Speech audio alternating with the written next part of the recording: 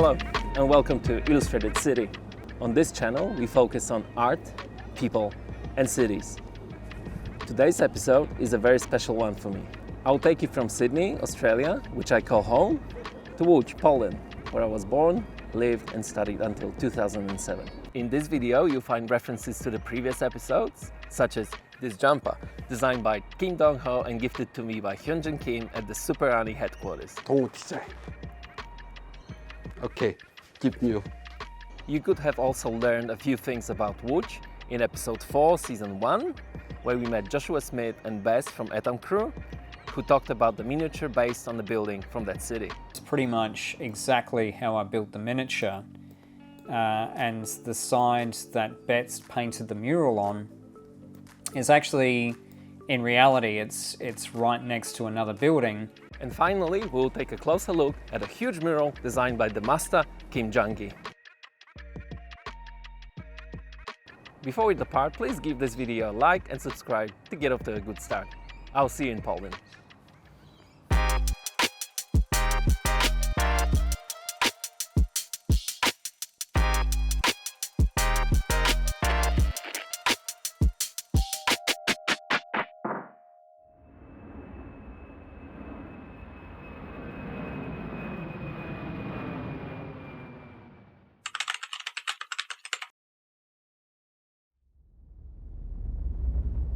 This is the Widzew district, where I spent most of my life when I lived in Poland.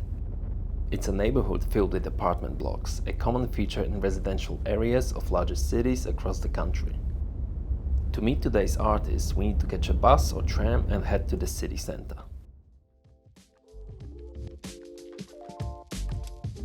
I've known Troost for a couple of decades. We shared a similar educational path and both work in comics and illustration, so filming this episode is going to be especially exciting for me.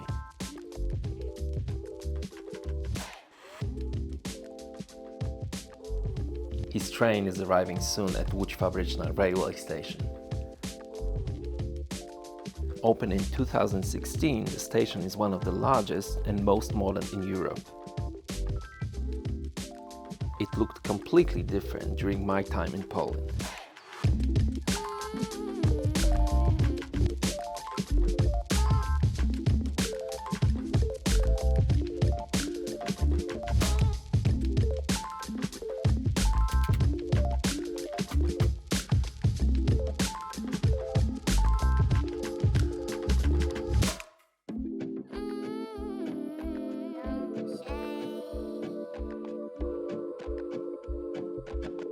Here he comes.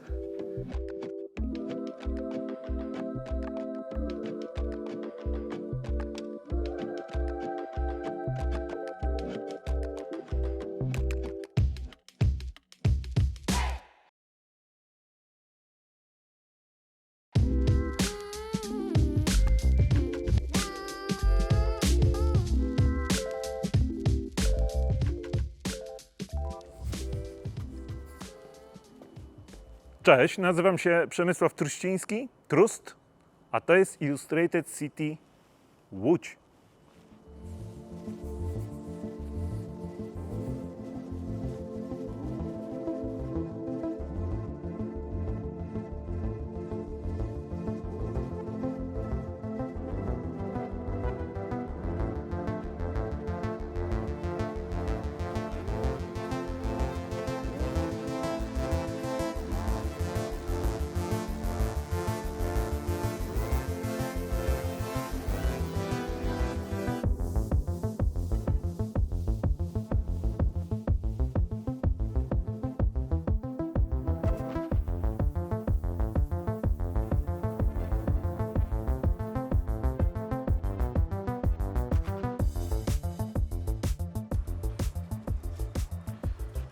Dobrze, brachu, to idziemy po moich rejonach. Ta cała okolica to jest tak naprawdę moje całe dzieciństwo. Dużo rzeczy tu się wydarzyło w okolicy. Słuchajcie, jesteśmy faktycznie w mojej rodzinnej Łodzi. Nie bez powodu pokazywaliśmy pierwsze ujęcia z dworca Łódź Fabryczna, ponieważ do Łodzi teraz przyjechałem. I gdzieś już około 20 lat mieszkam w Warszawie, uwielbiam Warszawę, ale cały czas Łódź jakby jest moim tym rodzinnym miastem i w tym sensie najważniejszym. To Łódź, to miasto, jego psychodelia, to co wszystko się dzieje dookoła, każde zniszczenie, ludzie, dźwięki, zanieczyszczenia i wszędzie tak naprawdę obecna sztuka ulicy też. Łódź to jest najbardziej inspirujące miasto, jakie w ogóle spotkałem w Polsce. I jest całe szczęście, że to tu się wychowałem. Z wszystkimi plusami i minusami tego, ale Łódź jest jakby w moim krwiobiegu.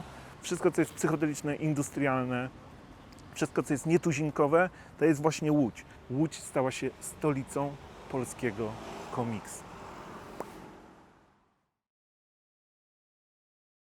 Ten wspaniały budynek w remoncie, lśniący bielą z napisem Łódzki Dom Kultury, to w świecie komiksu, polskiego komiksu, jest to miejsce historyczne i kultowe, bo tutaj było, ja wiem, kilkanaście edycji pierwszego takiego w Polsce i największego do dzisiaj festiwalu komiksu. Także widzicie, od historii do współczesności. A to jest ulica Sienkiewicza i tą trasą, aż tam w perspektywę, dzień do szkoły biegałem, do szkoły podstawowej. Także to jest absolutnie moja też rodzinna ulica, którą codziennie tutaj biegałem. Zobaczcie w ogóle, to jest oryginalny jeszcze mural, jeżeli tutaj widzimy go w kadrze. On jest całe moje dzieciństwo, a już trzeba powiedzieć, że mam powyżej 50. Wiem, nie wyglądam. To jest ulica Traugutta. Przepiękna też architektura w ogóle, totalnie odjazdowa, eklektyczna. Ale słuchajcie, wszystkie te historie, opowieści za chwilę, ponieważ ważne jest to, że ja i Kuba nie damy rady dalej tego ciągnąć, jak nie wypijemy kawy, więc idziemy na kawę.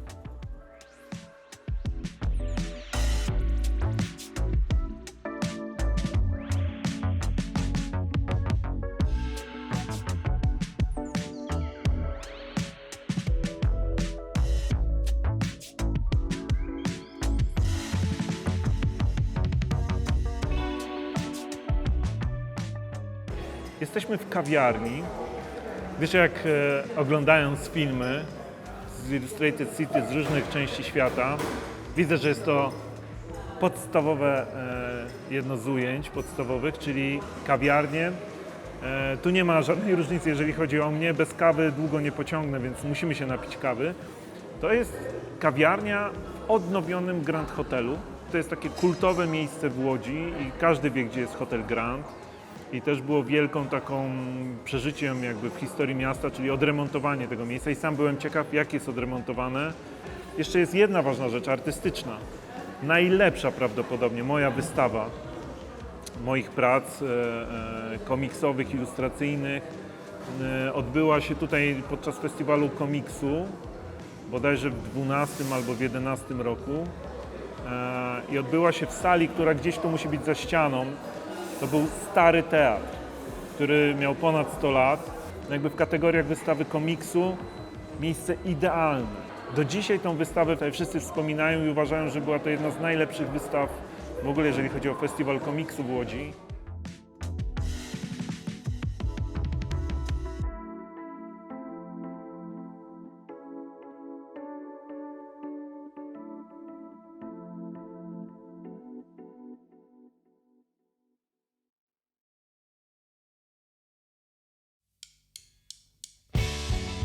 Idziemy ulicą ciągle Piotrkowską.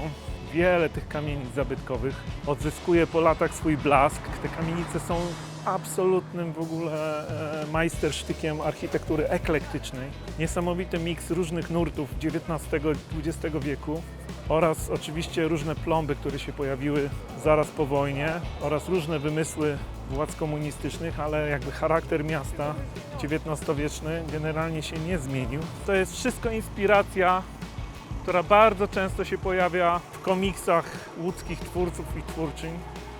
To naprawdę nie jest przypadek, bo trudno przejść obojętnie. Tu się aż fabuły różne, obyczajowe, fantastyczne, one się aż proszą, żeby się pojawiały właśnie w obrębie tej architektury miasta. No zobaczcie po prostu tą całą perspektywę. Piękne miasto. Naprawdę ogromne źródło inspiracji.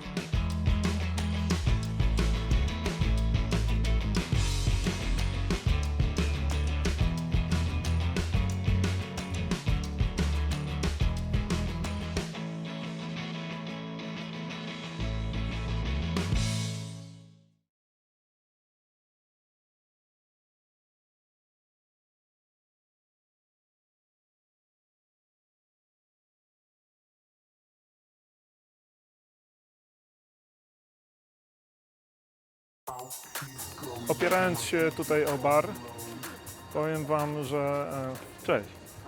Właśnie idzie legenda, łódzka legenda DJ Rebus, legenda polskiego undergroundu techno i muzyki elektronicznej.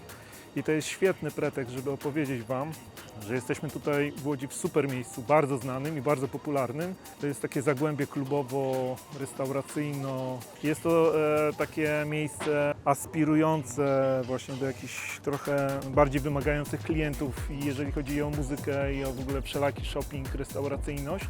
Natomiast dla mnie głównie to jest miejsce kultowe w tym sensie, że tutaj był klub Alcatraz z fenomenalnymi imprezami techno. A żeby Wam powiedzieć, że to były inne takie rootsowe imprezy techno, no dość powiedzieć, że to był 91, 2, 3 rok. Techno się dopiero pojawiło i nie mówię tylko jako lokalny patriota, ale to wszystko początek miało w Łodzi.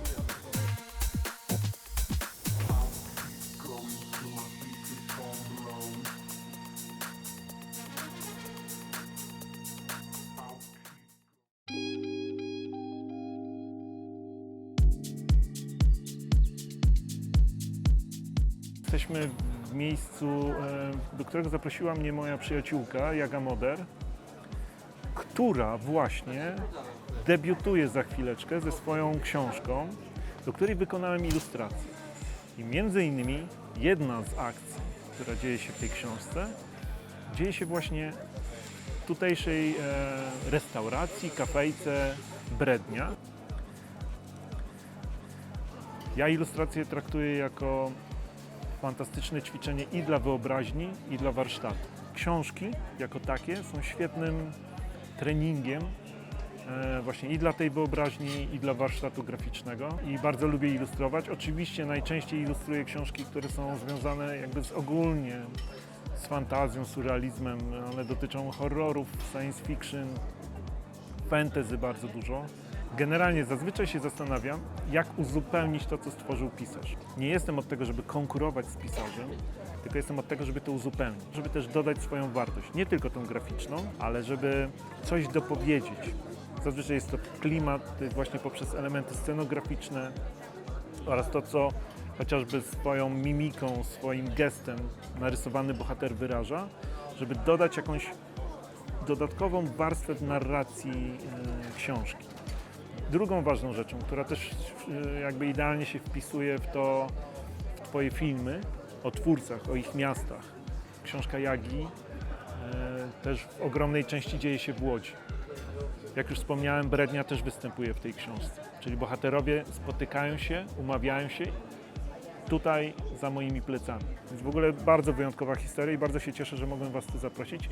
I to już na wielu płaszczyznach ta opowieść tutaj się totalnie zgrywa, czyli że i my tu teraz w rzeczywistości, bohaterowie książki się tam spotykają i wszystko jest jeszcze opisane na kartach moich ilustracji. Te ilustracje tutaj trzymam, analog. Nie ma komputera. Jestem oldschoolowcem, więc jest kartonik, cienkopisy, pędzle, tusz i są ogarnięte ilustracje. Więc ilustracją otwierającą do Sądnego Dnia, bo tak nazywa się ta debiutancka powieść Jagi Moder, jest bohaterka i zaczyna się od dworca fabrycznego, bo ona też przyjeżdża na fabryczny. Czyli patrzcie, jak idealnie się zgrywa, jakby po prostu pod nasz film.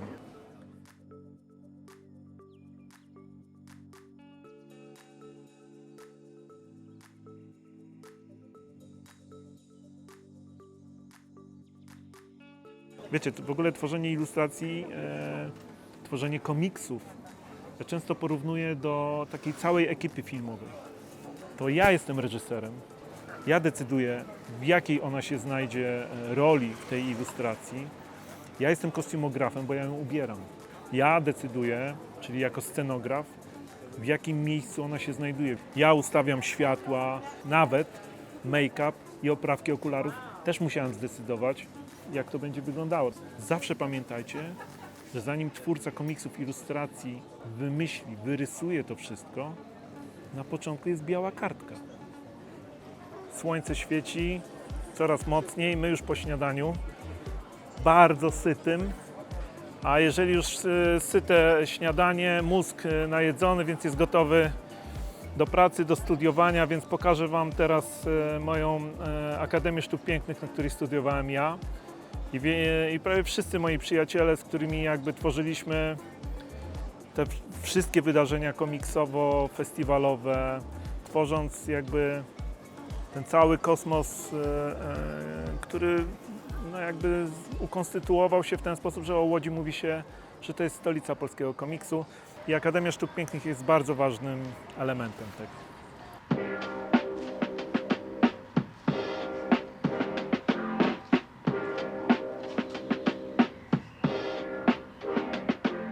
Jesteśmy na Akademii Sztuk Pięknych w Łodzi imienia Władysława Strzemińskiego. Moim skromnym, nieskromnym zdaniem jedna z najlepszych uczelni w Polsce.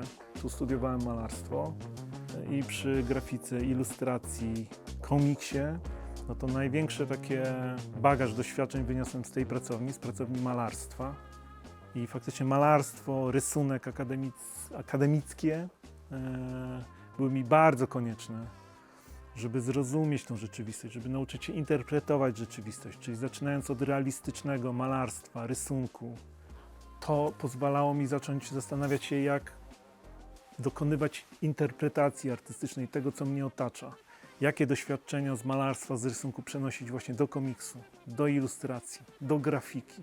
Nawet to, co teraz tu widzicie i ten wyraz twarzy mój, to jakieś elementy wzruszenia, że tu po kilkudziesięciu latach wracam, nawet schody są tak samo krzywe i tak samo zjechane. Myślę, że też tu moje stopy, biegając tutaj przez 5 lat, też swoje wyżłobiły. Nawet te pewnie sztalugi pamiętają również moje obrazy. Więc bardzo taki dla mnie emocjonujący, miły moment w związku właśnie z filmem, który jest o mnie, o mojej twórczości, o Łodzi i w ogóle o pewnych pasjach artystycznych. W moim życiu to jest bardzo ważne miejsce. Właśnie ta pracownia u profesora Kępińskiego albo rysunek u profesora Kalińskiego. Bardzo mi dużo dały te korekty, te doświadczenia, te rozmowy, no i przede wszystkim rozmowy ze studentami, z ludźmi z mojego roku, z innych roczników. 5 lat fantastycznego rozwoju intelektualnego, duchowego, artystycznego. Piękny czas.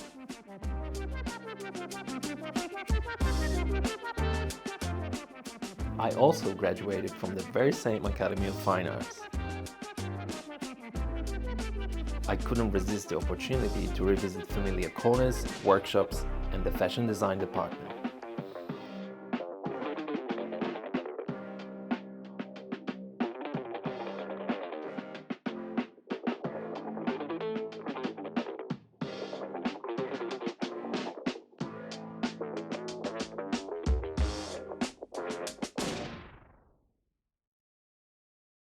Pracownia warsztatowa na grafice i właśnie po 20 latach porównuję, co się zmieniło i wbrew pozorom nie wszystko się zmieniło, więc to też jest niezłe doświadczenie. Więc tutaj tworzyłem grafiki. Nie byłbym twórcą, który jest na jakimś tym, osiąga pewien poziom, gdybym nie edukował się dokładnie tutaj w tych pomieszczeniach z tymi profesorami, którzy wtedy mnie prowadzili. Tutaj w pracowni grafiki warsztatowej na metalu. Profesorem moim był profesor Kabała, świetny artysta, świetny pedagog, dobrze się z nim rozmawiało i rozumiało. Zaraz pójdziemy, też jeszcze zaprowadzę Was do moich ulubionych zawsze pracowni, czyli tam, gdzie są prasy graficzne, tam, gdzie się odbijało grafiki. Idziemy.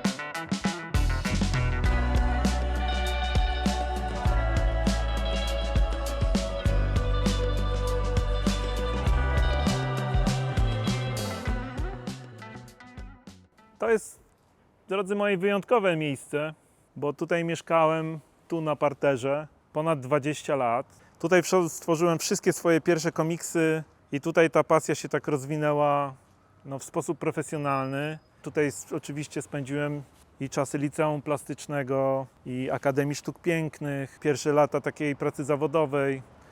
Także wszystko, co stworzyłem, wszystko, co tak najbardziej gdzieś też, myślę, jest znane i tak wpłynęło na to, że rozpocząłem z takim przytupem te swoje życie zawodowe, artystyczne, no to wszystko tutaj. Licząc od lewej, trzecie okno, to było moje okno. I tutaj sobie rysowałem przy biureczku, przy oknie. Zawsze widziałem, kto idzie tutaj chodnikiem. Tam było wejście do klatki schodowej. Ta klatka, wejście do klatki schodowej to jest dla takich znających moje komiksy, no to wiedzą, że tam przy tym wejściu, przy tych drzwiach rozegrała się akcja komiksu Piekło, za który dostałem Grand Prix na konwencie twórców komiksu i te komiksy moje stały się jakby o wiele bardziej rozpoznawalne, znane.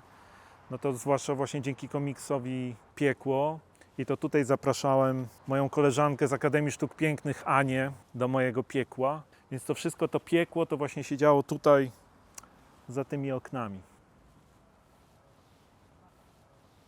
Zawsze było bardzo ciemno u nas w mieszkaniu, ponieważ cień rzucała tutaj telewizja, bo to jest budynek telewizji. W czasie studiów tak się ułożyło, że współprowadziłem program taki śniadaniowy, byłem tak zwany pan Kredka. Byłem też, robiłem scenografię tutaj do telewizji, do kilku programów, więc jak widzicie, człowiek orkiestra.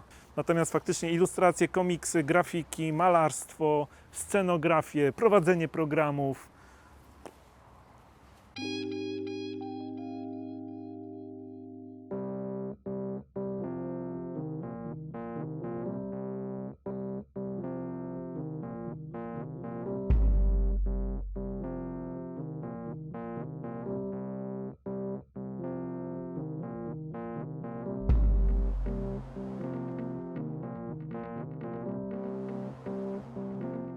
Zbliżamy się do wielkiego finału, bo na sam koniec zostawiliśmy Centrum Komiksu i Narracji Interaktywnej.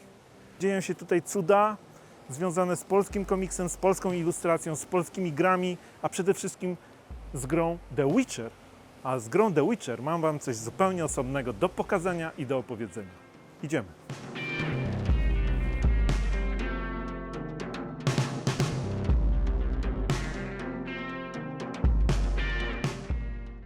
The facade of the center features a large mural designed by the late, great South Korean artist Kim Jong-gi, whom both Trust and I had the pleasure of knowing back in the day.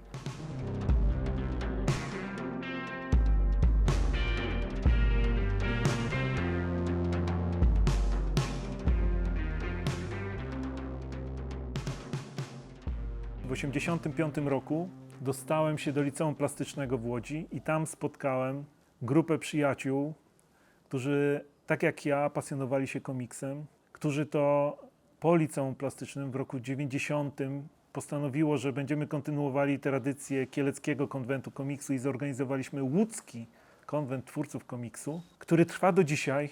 Na pierwszy konwent komiksu przez nas zorganizowany pojawiło się, nie wiem, z 30-40 osób.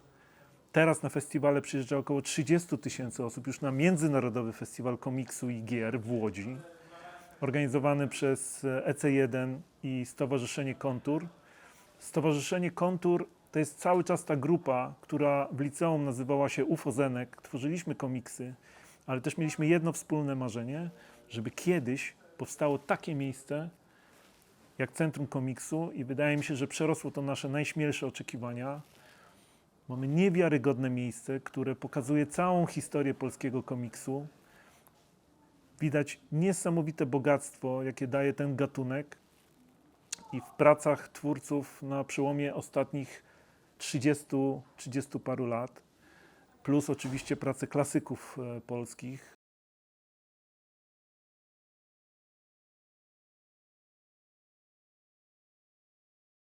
To jest sala, która jest taka salą, też takim miejscem, które można sobie usiąść po obejrzeniu tych wystaw, żeby zebrać trochę myśli, poczytać komiksy.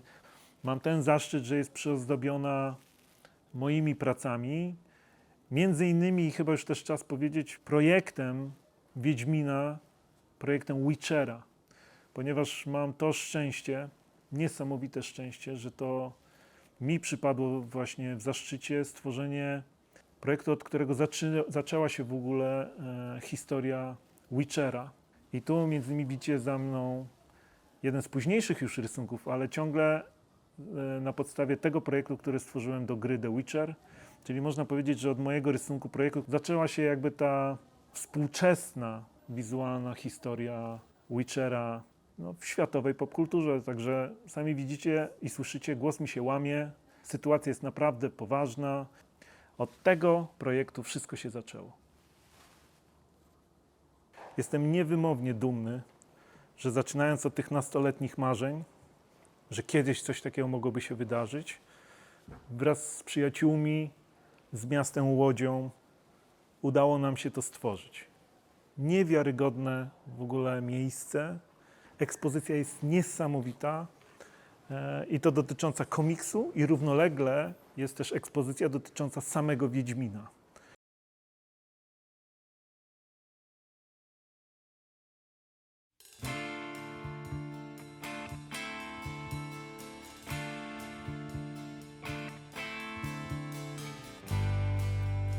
I tutaj też jest taka ekspozycja, która pokazuje mnie od różnorodnych stron. Dla mnie zawsze było bardzo ważne, żeby tworzyć prace różnorodne i treściowo, i graficznie. Cały czas poszukuję i szukam tej jak najdoskonalszej formy i graficznej, i treściowej, którą mogę osiągnąć właśnie w komiksie. Komiks daje mi te możliwości. Przez te ostatnie lata utwierdzam się w tym, jak bardzo powinienem być wdzięczny komiksowi, że dzięki niemu w ogóle w kategoriach sztuki osiągam też coraz więcej. To jest rysunek, który wykonałem lewą ręką w 1992 roku. Otóż to jest rysunek, który narysowałem jeszcze zmagając się z efektami niestety mojego wypadku, ponieważ dokonałem niemalże całkowitej amputacji ręki, wypadek. I w związku z tym przez 1,5 roku w ogóle nie ruszałem prawą ręką, więc musiałem się nauczyć lewą ręką rysować. I między innymi ten rysunek, który oczywiście już mnie wkurza, już mi się nie podoba, jest stary, oldschoolowy, nie tak jak trzeba, ale jest to jednak rysunek, który pokazuje bardzo ważny też moment i moje zmagania się z tym, żeby mimo problemów zdrowotnych jednak osiągać też coraz lepsze wyniki graficzne, nawet lewą ręką, ponieważ niestety zapowiadało się, że prawą ręką mogę już nigdy nie rysować. A to jest Dust. To jest mój pomysł na superbohatera, ale tak naprawdę antybohatera. Mamy tu do czynienia z demonem, ale to byście musieli się wczytać w komiks, a komiks tworzę współpracując z przezdolnym scenarzystą Bartoszem Sztyborem, którego na pewno już znacie z takich produkcji jak Cyberpunk i The Witcher. W mojej jakby historii twórczej ten komiks jest bardzo znany, komiks bajka. To jest tylko rapitograf. To jest komiks, który jest wręcz jakby rozwinięciem tego, czyli dodałem cały wachlarz możliwości graficznych, czyli pojawiają się i szarości, i zabawa z białą farbą, z węglem. Co też jest ważne, niebajka to jest kwintesencja, to jest oddanie hołdu, takie surrealistyczne oddanie hołdu miastu, dzięki któremu jestem tym, kim jestem. Dla moich surrealistycznych wizji do scenariusza Jacka Waliszewskiego, też łodzianina, wręcz dosłownie używałem zdjęć Łodzi. Scenografią jest Łódź. Oczywiście też bardziej komercyjne podejście popkulturowe, jeżeli chodzi o kolor, tworzenie takiej syntetycznych brył kolorem. I komiks, który też bardzo lubię, do scenariusza Tomka Kołodziejczaka. Swoją drogą mam ogromne szczęście do scenarzystów, bardzo zdolnych ludzi, to jest bardzo ważne.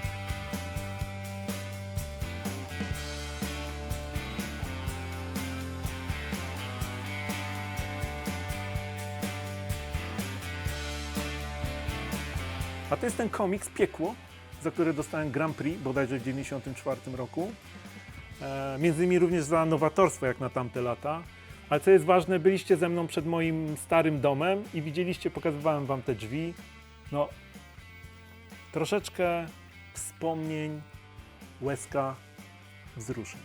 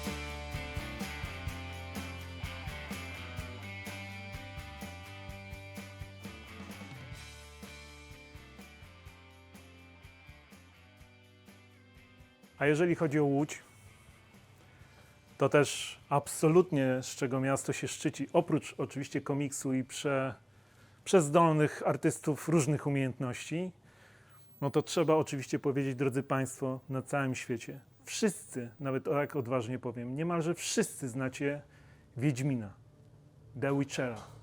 Tą postać wymyślił, stworzył, napisał Andrzej Sapkowski, który też jest mieszkańcem tego miasta Łodzi. Wiedźmin powstał właśnie w tym mieście, w naszym mieście, z czego jesteśmy po prostu wszyscy bardzo dumni. I też jestem bardzo dumny, że ta historia dopisuje następne karty, czyli że łodzianie brali intensywny udział w tworzeniu gry The Witcher. No i mam osobisty też wkład, że w tym 2004 roku to mi przypadło zaprojektować i udało się zaprojektować, bo to nie był łatwy proces, udało mi się zaprojektować postać i od tego rysunku, od tego mojego projektu zaczęła się ta współczesna historia w popkulturze Witchera, Wiedźmina.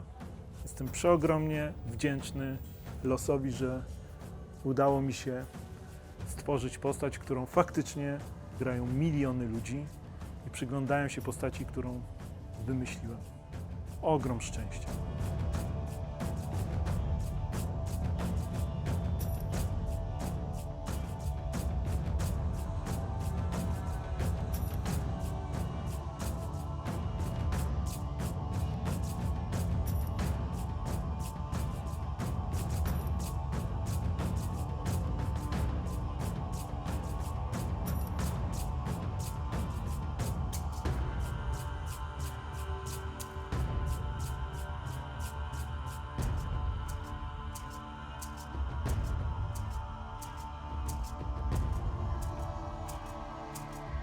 Kończę dzisiejszą opowieść o Łodzi, ale mam nadzieję, że to, co tu opowiedziałem, to nie będzie właśnie końcem dla Was, że właśnie zachęciłem Was do odwiedzenia Łodzi, mojego miasta, miasta komiksu, miasta sztuki, pięknych zabytków, zmieniającego się ciągle oblicza, postindustrialnego, pełnego muzyki, pełnego clubbingu, dobrej kuchni i zachęcam Was, jeżeli odwiedzicie Polskę, zahaczcie też o Łódź na parę dni.